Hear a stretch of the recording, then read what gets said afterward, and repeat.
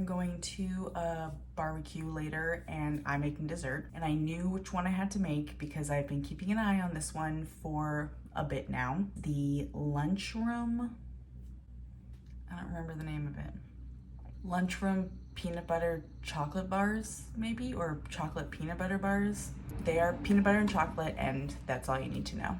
It's pretty much like a peanut butter cookie kind of thing with that layer of chocolate frosting that kind of forms a crust on top. This is another half-baked harvest recipe. I will link it down below. I was a silly girl and I should have made these yesterday because I want these things to be cool before I frost them.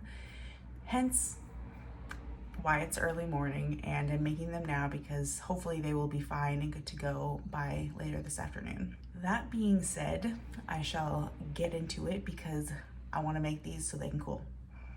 Let's go.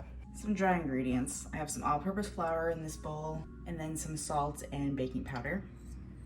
And I just want to whisk this together a bit so that it all combines. Set this aside. Wet ingredients. I've got some butter that I've also melted some peanut butter in. Just waiting for this to cool just a little bit so my eggs don't scramble. Into this mixture, I'm gonna put my sugars, so white sugar and brown. Give this a little mix around. Try to get the lumps out. You know what? I'm gonna switch to a whisk. Add some vanilla and my eggs. In go my dry ingredients. And I'm going to gently fold everything in. Careful not to overmix it. Making sure to scrape down all of the sides and the bottom. You don't want any white flour poking through. Just like that. Nice thick mixture.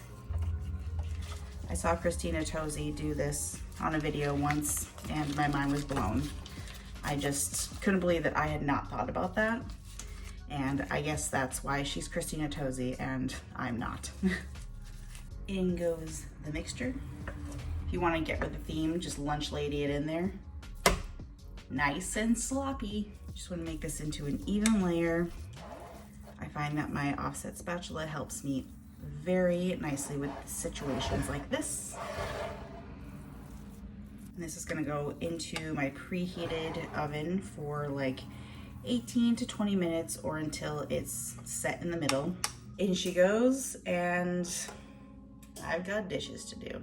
Here she is looking real good, like a humongous peanut butter cookie. Delicious. And it's all set right out of the oven. I want to do something to this before I can let it cool completely. And that is take the remaining peanut butter in the recipe, and I'm going to plop this on top here in like little dollops, and I'm gonna spread it evenly over the top. This is going to melt and be delicious and an extra fun layer. If you wanted to add some texture to this, I bet like you could add something in this layer as well, like maybe Rice Krispies or like a cereal like that, something crunchy.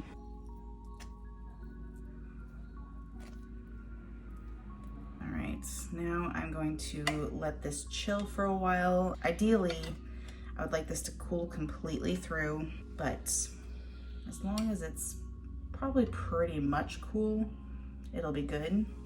But still, I'm going to wait till the last possible second to frost this. I'll see you in a while.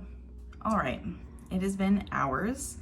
My cake is pretty much all cool. So I'm gonna make the chocolate frosting to go on top of it.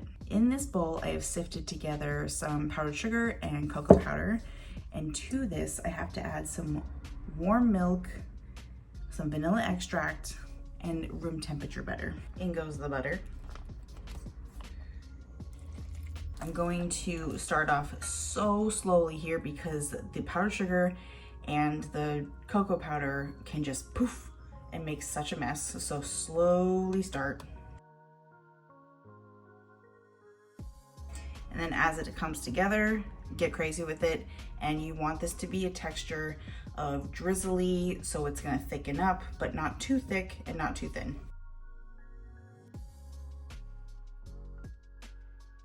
I think it's a little too thick, so I'm gonna add a little bit more milk. That was probably too much. This is the part I hate about these kinds of frostings. It's always a push and pull. Too much, too little, too much, too little. Now I think it's a little too thin. So I'm gonna add a little bit more powdered sugar. I think that's perfect. These are snack for after. Give it one last stir with a spatula. Just make sure everything's up from the bottom and the sides. Now I'm gonna cover the top with the chocolate and spread this evenly throughout the top. That is what I'm talking about. This is a dessert. And of course, to top it all off, some flaky salt. Now this has to sit for probably like an hour or so at room temperature. This is going to form a little bit of a crust, fingers crossed. It's like a huge peanut butter cup. What can be bad about that? It hasn't even been an hour and this crust is formed. I feel like you can't tell on camera, but this is a delicious looking dessert. Look at that layeredness right there. You can see the cookie and the peanut butter and the chocolate frosting. This is going to be a hit, I can already tell. I hope you make this. I'm sure it's going to be beautiful and delicious. And it was really easy to put together. It's a little time consuming because of all of the waiting and the drying and the cooling and all of that stuff, but it's worth it. Enjoy.